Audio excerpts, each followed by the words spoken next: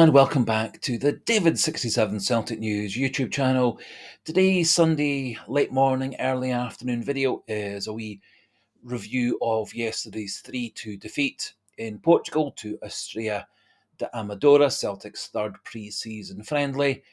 Another pre-season friendly coming up on Wednesday against Sporting Club of Portugal in Lisbon, and then back for game against Newcastle the weekend after. Also in the video, we're going to have a wee look at one or two wee news stories bubbling under over the weekend.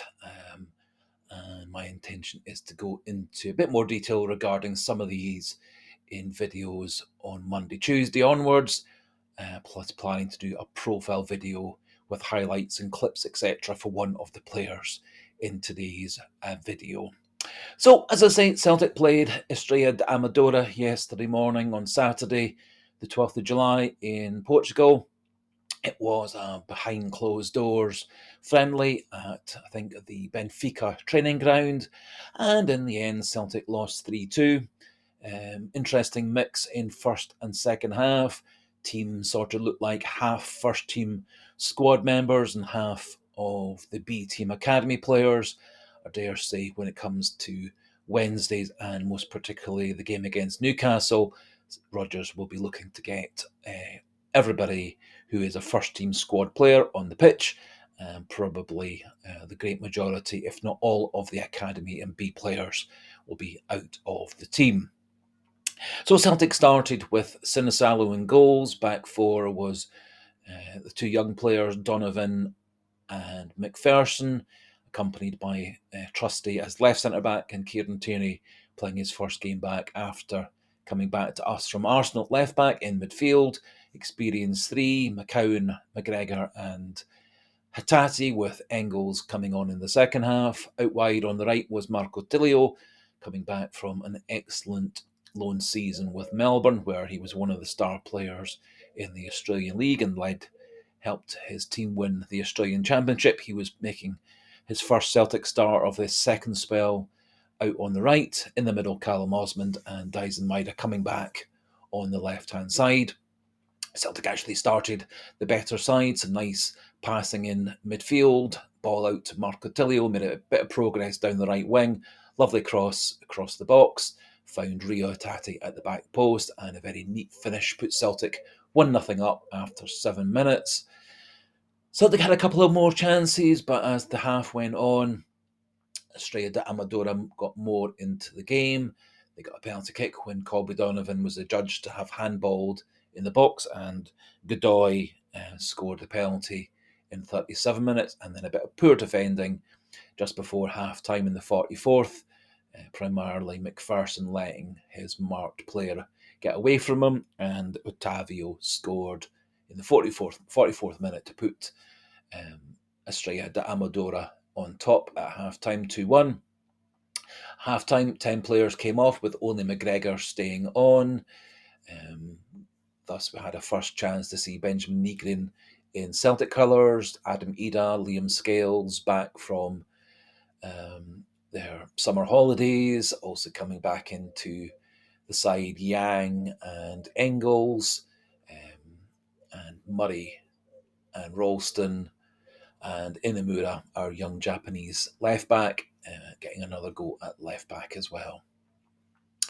Celtic, actually, for the bulk of the second half, were the better team, more chances, and indeed, nice move and pass by Benjamin Nigrin gave Hatate and Idah a simple tap in to put the score to 2-2 in the 53rd minute. However, Celtic got caught a wee bit over attacking, which left Estrela da Amadoro with a 3-on-1 with only Liam Scales back defending. Thought that Dane Murray got himself rather caught far too far up the pitch, and the midfielders and fullbacks weren't able to get back in time to help out Scales, and Cabral put Estrela da Amadoro 3-2 up in the 65th minute, and the game carried on in high heat. Celtic did, as I say, have more of the chances, more of the pressure in the last 25 minutes. However, they were unable to get an equaliser or winner. Not too fussed about Celtic losing a 3-2 behind closed doors friendly. I think the important thing was some nice game time for several players who are going to be key for Celtic next season. Nice to see Rio Hatate back after injury. Nice to see Marco Tilio getting a chance out on the right wing. I think if he can regain the form he had playing for Melbourne before his transfer to us and then in his loan spell for the first 5 months of 2025, I think he could be a very capable right-wide player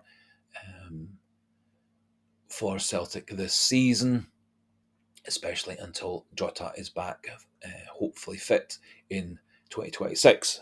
No other players for me really stood out in terms of their performances, but as I say, nice to get some game time into the legs of pretty much all of Celtic's key players, except for Cameron Carter-Vickers, who is about a week away from returning to full match fitness.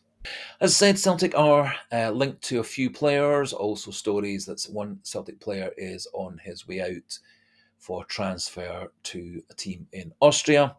Starting with a player rumoured to be coming to Celtic to be the backup left back for Kieran Tierney, young Portuguese left back called Flavio Nazinho, currently playing for Cercle Bruges in the Belgian league. And Cercle Bruges didn't have the best of seasons last year in the Belgian league, but Flavio Nazinho was one of their best players, and indeed he went on to have successful time with Portugal in the recent under-21 UEFA national tournament.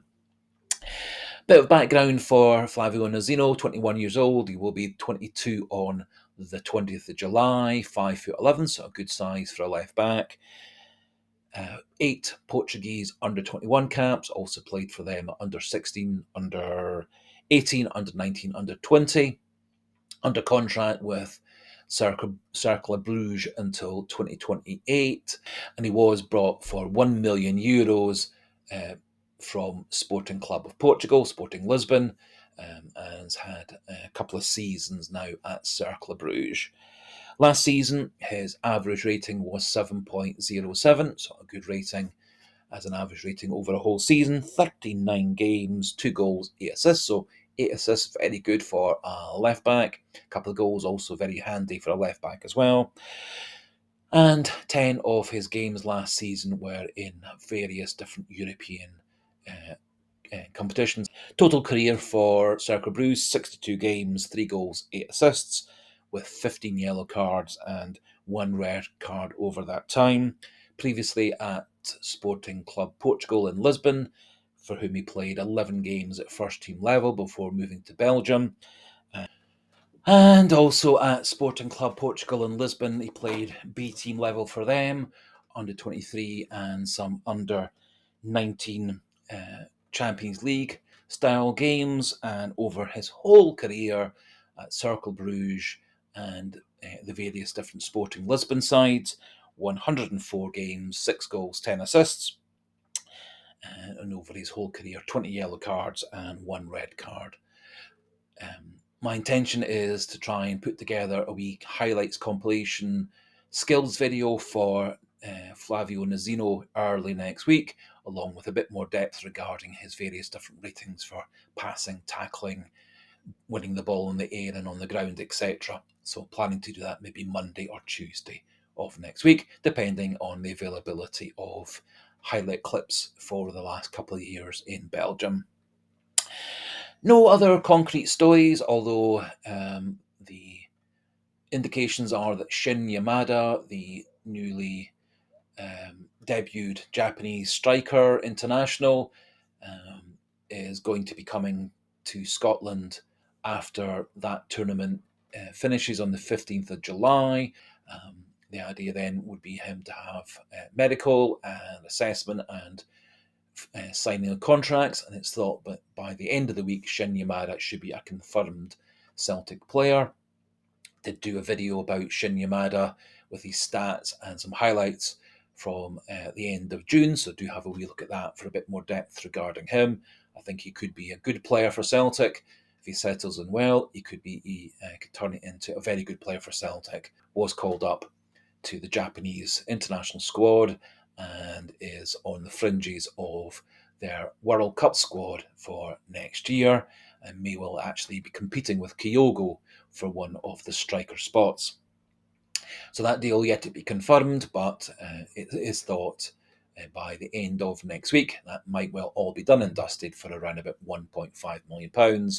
Also thought that Celtic are in continuing negotiations for the young Italian forward Ambrosino, currently playing for Napoli. Uncertain whether that's going to be a straight purchase or whether it's going to be a loan with a purchase at the end of that. One or two competing bids from Italian teams such as Cremonese and Cagliari, but Celtic are thought maybe to be one of the favourites to get Ambrosino signed one way or another, but that still remains a rumoured story rather than anything concrete.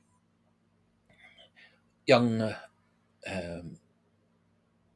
midfielder playing in Switzerland for Yverdon, called Musa Baradji. I did a video on him a couple of weeks ago. He is a central midfielder and defensive midfielder. Had a very good season for Yverdon in the Swiss league. Yverdon are very keen to move him on. It was thought that Baradji was going to be signing for Blackburn, and indeed was thought to have arrived in Blackburn for a medical and contract, but that seems to have broken down.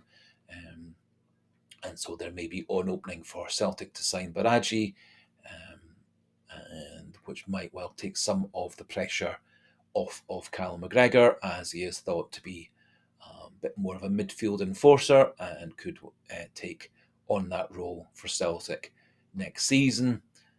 But again, that story is more rumours and speculation, and as yet nothing concrete, and Blackburn probably do remain the favourites to sign him. Finally, one player that does look like he is on his way out of Celtic is Kwon, our defensive and central midfielder player from South Korea. Never really got much of a chance at Celtic, a few friendlies, had a very good half season at St Mirren, which was curtailed by injury, then had a season-long loan at Hibs, which started well and then faded away a wee bit, and also with further injury problems. He's not really been part of Celtic's squad at all this pre-season, and it does look like Brendan Rodgers is hoping to offload him, and there are several stories saying that he is off to transfer to Austria Vienna in Austria. Initial fee of around about £200,000, which would be a significant loss on the £1 million we spent a couple of years ago to bring him to Celtic. But I dare say that there might well be a number of clauses added to that contract and that transfer to bump the final figure up towards the £1 million mark. But that story seems to be the most likely one to definitely go through, but as yet, nothing confirmed and nothing definite. So that finishes things off for today's Sunday morning, Sunday afternoon video. All the news and bits and bobs were accurate up till lunchtime on Sunday. As we finish, just a wee polite suggestion, encouragement. If you are new to the channel, not yet subscribed, please do click that subscriber button. Keep those numbers going up through the 1300s, and do feel free to pop your own thoughts into the comment section regarding yesterday's friendly in Portugal, where you feel the squad is, and also any thoughts on the various players in and out of Celtic. As I said, planning to do a wee profile scouting video of Flavio Nazinho, the young Portuguese left-back, early next week, and we'll update the news as it crops up for Celtic throughout next week. And so until the next video, goodbye and hail, hail.